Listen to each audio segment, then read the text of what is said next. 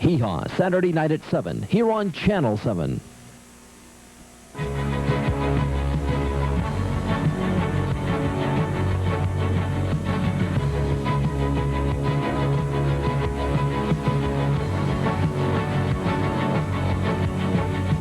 Newsplus 7, The Weekend Report with Tim Geyer.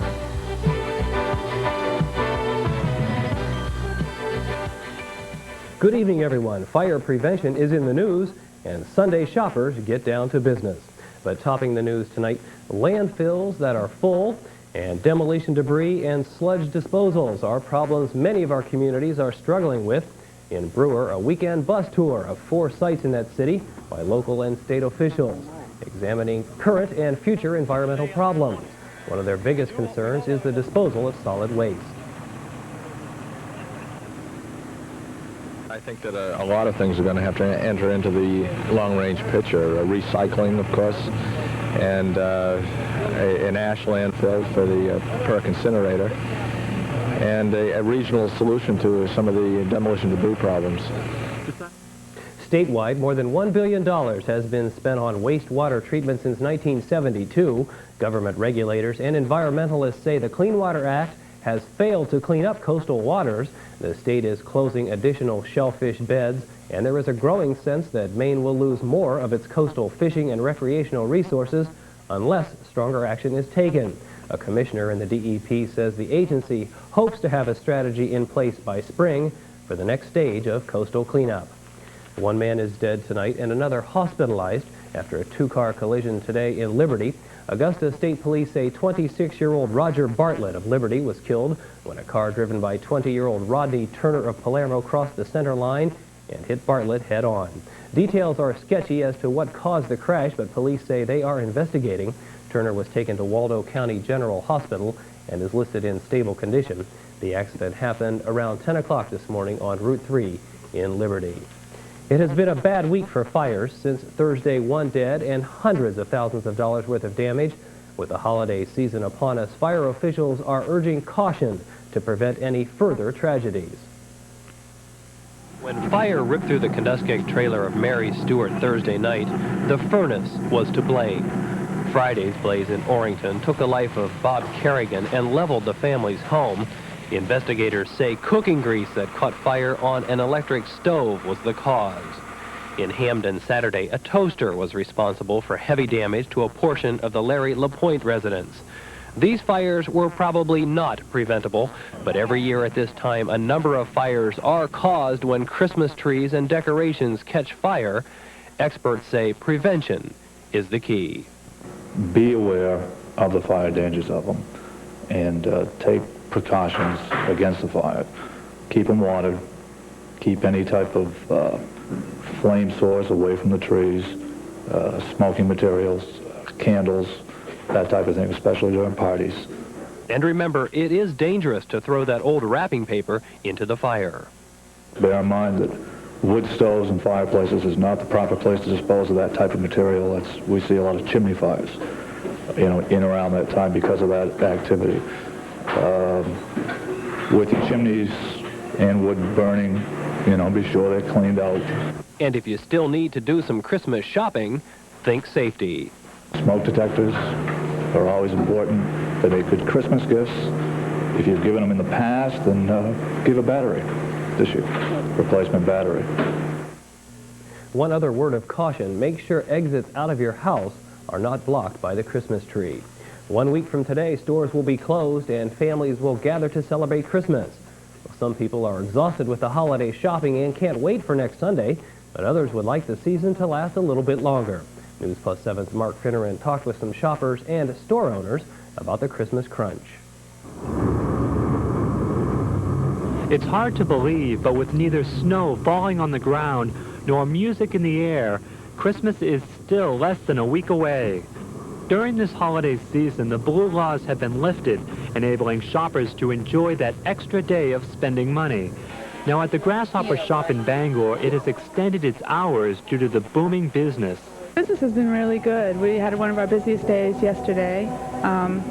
We had people coming down from the mall who couldn't park at the mall, came downtown to park downtown. It's just been very busy. But at the Best Bib and Tucker store, business is slow. Owners say they feel opening up on Sunday is a convenience to their customers and not a moneymaker day. Without the blue laws, and we're definitely against them, I think it's ridiculous. I think all stores should have the option to open or the option not to be open. We personally would not be open. We believe Sunday is family day. We want our health to have off. We're open 6 days a week. The majority of our clientele work 4 to 5 days a week. There's plenty of time to shop. And this being the last Sunday before Christmas, people are heading outdoors to do their shopping. And while most have already bought their big presents, many need to buy those last-minute stocking stuffers. Picking up, right, things that aren't essential, but it's more fun doing it. The pressure's off, so you just kind of do all the fun things. Do you enjoy shopping on Sundays? Yes, I do, very much. I'm very glad to have the stores open on Sundays. And I don't usually, but seeing that it's Christmas, I have a few extra things to get, so just pop downtown and pick up a few things. So you enjoy shopping on Sunday? Well, when it's a necessity, I do, yeah. And whether you're ready for it or not, there are only 6 shopping days left until St. Nick will arrive on his sleigh. Mark Finner in Newsplus 7, Bangor. 478 Maine farmers are behind in their loan payments to the Farmers Home Administration. The total outstanding debt, $49 million. The farmers have been sent notices by the FMHA that they face foreclosure. They have until the first week of January to respond. The agency says it anticipates about 5% of the delinquent farmers in Maine will face foreclosure. The majority of the borrowers are potato farmers. It will become official tomorrow. George Bush and Dan Quayle will be elected by the Electoral College tomorrow. Maine's 4 electors set to cast their votes. One elector says Bush and Quayle will win because, quote, that's the way the state of Maine voted, and I think it would be presumptuous to vote otherwise, unquote. With the mercury dropping, and concern focuses on the homeless and what, if anything, people can do to help them. Today, Phil Bascom of the Greater Bangor Area Shelter had a solution. For the past couple of weekends, Bascom has been on the street corners selling Christmas trees, with the proceeds going to the shelter. Close to 60 trees have been sold. Bascom hopes to make a $400 profit. Some trees were not sold, and those were donated to people at the Dorothy Day Soup Kitchen at the Salvation Army. The fundraiser will be repeated next year. But when we come back, we'll have a check on sports. In here is a gift idea your mom can use, your dad, your aunt, your grandmother, Uncle Bert, or a friend in need. It's guaranteed to lighten up that special day of anyone you give it to. A $25 gift certificate from Central Maine Power. Get them at Fleet Bank, Key Bank, or CMP customer service offices. One size fits all, gift envelope included. Imagine yourself thousands of feet beneath the ocean surface as you witness a terrifying shark attack. Or dive even further to where the ghostly remains of the Titanic lay shrouded in mystery. Unearth the ruins of a lost city buried by volcanic destruction nearly 2,000 years ago. From the far corners of the world to the world next door, no one magazine brings you the people, the places, and the events of the world around you like National Geographic. Now you can share the adventure and discovery every month right in your own home when you join the National Geographic Society. In the coming year, you'll experience over 75 new adventures, and your membership helps support scientific work, such as Jane Goodall's research on chimpanzee behavior and Eugenie Clark's world of deep-sea sharks. With National Geographic, you can plan your next vacation, help youngsters with their schoolwork, even build a valuable reference library. Just think, you get 12 fascinating issues of National Geographic, the personalized membership certificate, and 6 beautiful pull-out wall maps. You get all this for the surprisingly low price of only $18. And National Geographic makes the perfect gift. To join, send your check to National Geographic, Department 226, Washington, D.C., or use your credit card and call 1-800-848-0500. That's 1-800-848-0500. For just $18, you too can experience it all. Write or call today. The New York Jets put a big dent in the New York Giants' playoff hopes with a 27-21 win. The Giants now need a 21. The playoff picture is over for the Patriots. Both the Colts and the Browns win. The Patriots are in big trouble. Yesterday, the Pats fell to Denver 21-10. The Maine Black Bear men's basketball team placed 2 players on the all-tournament team at the Dartmouth Classic, Matt Rosignol and Dean Smith picking up the honors, but Maine dropped a 63-53 decision to Dartmouth in the tourney final last night. The Bears at 2-6 on the season.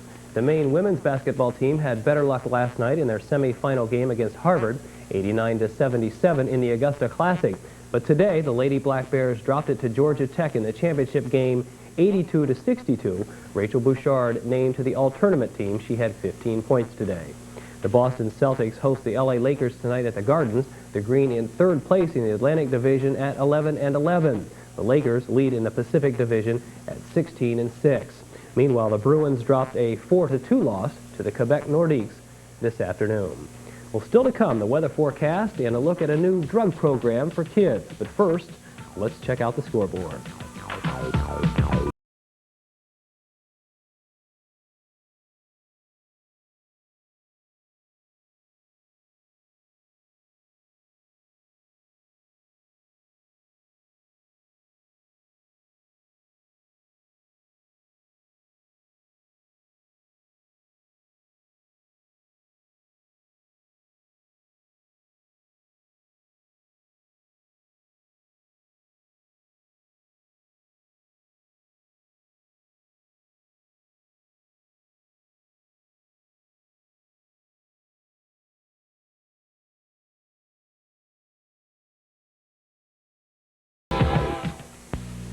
Oh, how am I ever going to get all this Christmas shopping done? 1, 2, 3 o'clock, 4 o'clock, rock. 5, 6, 7 o'clock, 8 o'clock, rock.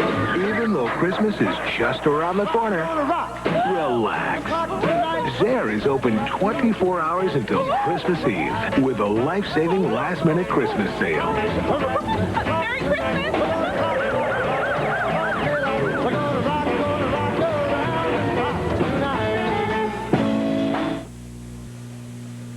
The Better Buy Barn has gifts that go on giving for generations. The elegance of Howard Miller grandfather clogs. The selection is outstanding and the prices start at just $599. Lane cedar chests have become family heirlooms. The Better Buy Barn has them from just $229. And the classic look of Riverside desks, yours as low as $299. When you care enough to give this kind of quality, we care enough to price it within your reach. Gifts that go on giving from the Better Buy Barn, Pushaw Road, Glenburn. Stop into Danielle's, where you can dress for less. At Danielle's in Old Town, you can shop at a leisurely pace and you'll receive personalized service. They carry a large selection of beautiful dresses to fit petites, juniors, misses, and half sizes. Attractive and charming fashions at an affordable price. Why, even Santa is surprised at the terrific buys you can get. And don't forget to pick up your Christmas bonus card for additional savings. Danielle's at 34 Center Street, Old Town, is conveniently located between the 2 bridges. Danielle's, where you can dress for less. Hi, everyone. I'm Sandy Hill. And I'm Rob Weller, inviting you to let our home into yours. Home is a terrific show that has all kinds of original ideas on better living. Home is where the information is, on everything from healthier cooking to consumer tips to home repairs. It's also where the fun is, helpful hints, unusual solutions that you can really use. Join us weekdays for Home. Right here on WVII-TV, Channel 7.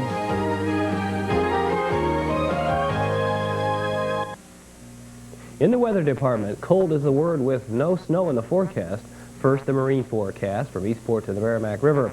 Those winds tonight west at 10 to 20 knots, the seas at 2 to 4 feet, and the visibility 1 to 3 miles. If you're on the water tomorrow, the winds will be switching to the southwest at 10 to 20 knots, the seas at 2 to 4 feet with good visibility. Let's check the forecast now for northern, central, and eastern Maine. Tonight, mostly clear early, then clouds on the increase. Our lows tonight, 5 above to 5 below. Monday, mostly cloudy, and 30% chance of flurries. Highs in the teens to lower 20s. And partly cloudy skies for Monday night. Still cold, though.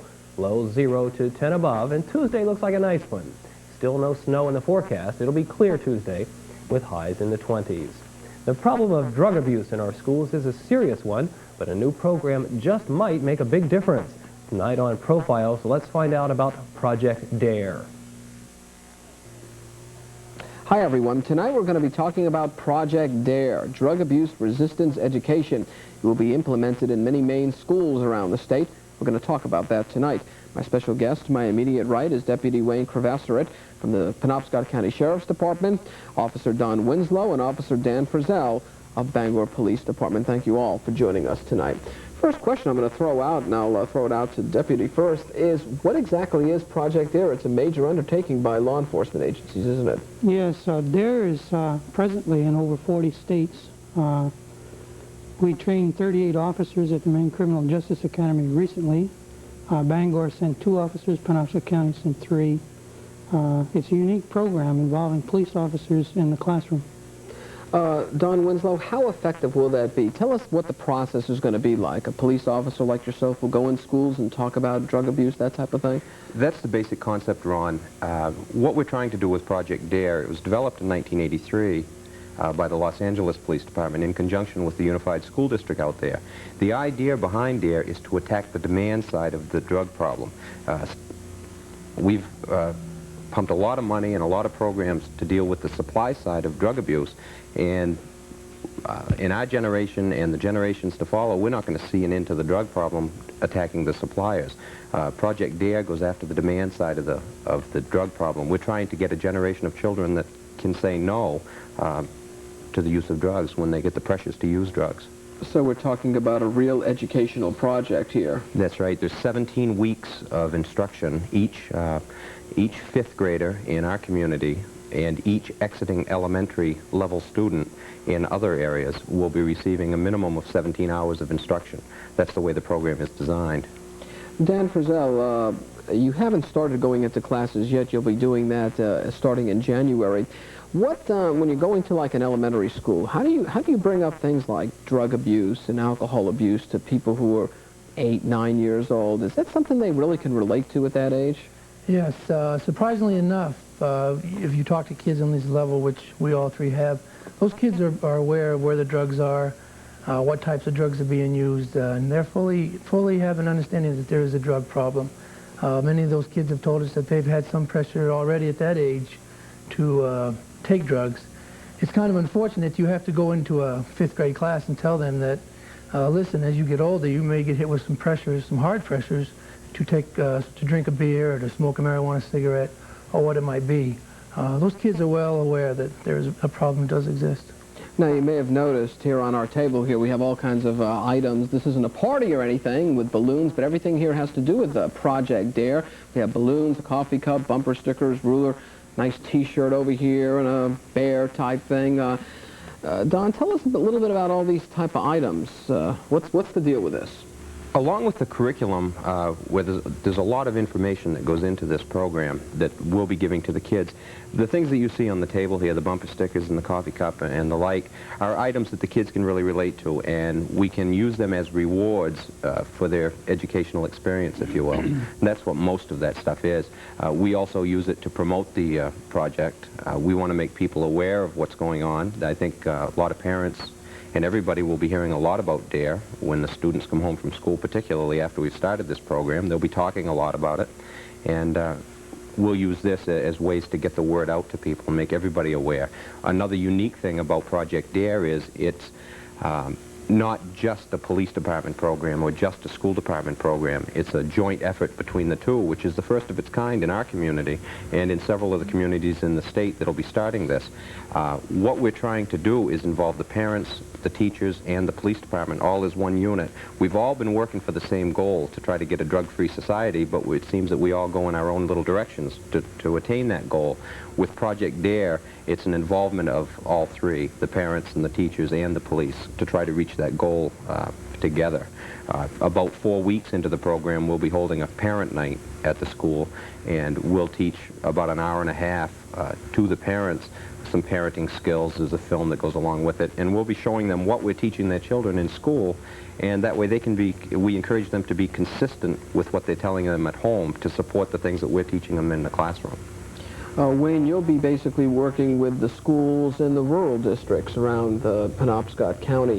When you make an appearance in these schools, what kind of a target group are you looking to really get your, the reaction from the kids? Are we looking, I would think, probably not high school as much as the younger kids? All right, our focus is on the 5th and 6th grades. And there's a third focus, which Don has just mentioned, that maybe people don't realize at first, and that's the parent groups. And I think we have a focus on all three. How are the parents really going to get involved in this as well? Well, as far as Don mentioned, the parent night is really